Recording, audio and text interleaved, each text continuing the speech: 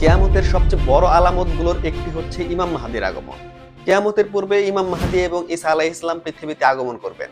পৃথিবী যখন অন্যায় অবিচারে ভরে যাবে, নিরীহ মানুষ নির্যাতিত হবে, পৃথিবীতে জালিমের রাজত্ব প্রতিষ্ঠিত হবে, তখন জালিমদের পরাজিত করে পৃথিবীতে ইনসাফ কায়েমের জন্য ইমাম মাহদীর আগমন করবে। কিন্তু এখন প্রশ্ন হলো, ইমাম মাহদী কি জন্মগ্রহণ করে ফেলেছেন নাকি জন্মগ্রহণ করবেন? ইমাম মাহদীর আগমনের সময়কাল কখন? তার আগমনের সময় কোন কোন আলামত প্রকাশিত হবে? কেউ একজন নিজেকে ইমাম মাহদী হিসেবে দাবি করলে আপনি কিভাবে নিশ্চিত হবেন যে সে ইমাম মাহদী কিনা? আজকের ভিডিওতে কথা বলবো এসব প্রশ্নের উত্তর নিয়ে। হাদিস শরীফে এসেছে, কিয়ামত ততক্ষণ পর্যন্ত হবে না যতক্ষণ না আমার বংশ থেকে এমন একজন নেতা আসেন যিনি পৃথিবী থেকে অন্যায় দূর করে শান্তি প্রতিষ্ঠিত করবেন। ইমাম মাহদীর জন্ম ও আগমন নিয়ে শিয়া ও সুন্নি মাযহাবের মধ্যে মতভেদ রয়েছে। শিয়া মাযহাব অনুযায়ী ইমাম মাহদীর জন্ম হয়ে গেছে, আর তিনি হচ্ছেন আহলে বায়তের 11তম ইমাম হাসান আল আসকারীর ছেলে মুহাম্মদ। তিনি 868 খ্রিস্টাব্দে সামারায় জন্মগ্রহণ করেন।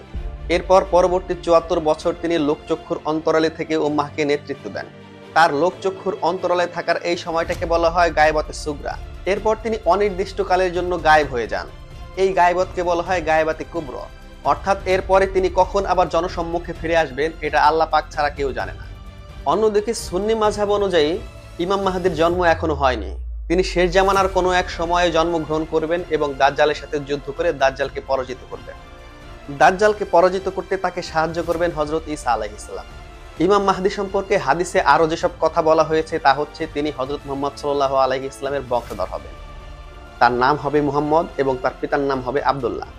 অর্থাৎ তিনি ফাতেমা রাদিয়াল্লাহু আনহা এর সন্তানদের মধ্য থেকে জন্মগ্রহণ করবেন। সেই হিসাবে সুন্নি মাযহাব অনুযায়ী বর্তমানে যেসব আহলে বাইতের সদস্য তথা আওলাদে রাসূলগণ রয়েছেন, ইমাম মাহদীর জন্মগ্রহণ করবেন তাদের বংশ থেকে।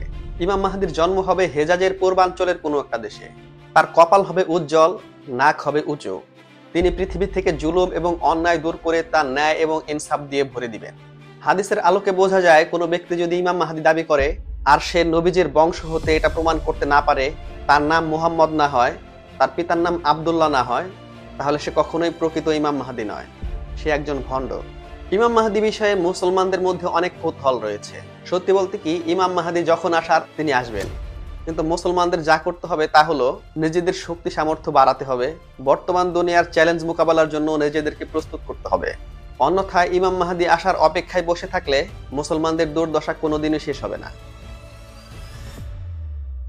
আজকের ভিডিও এই পর্যন্তই। ভিডিও ভালো লাগলে চ্যানেলটি সাবস্ক্রাইব করে সাথে থাকতে পারেন। ধন্যবাদ।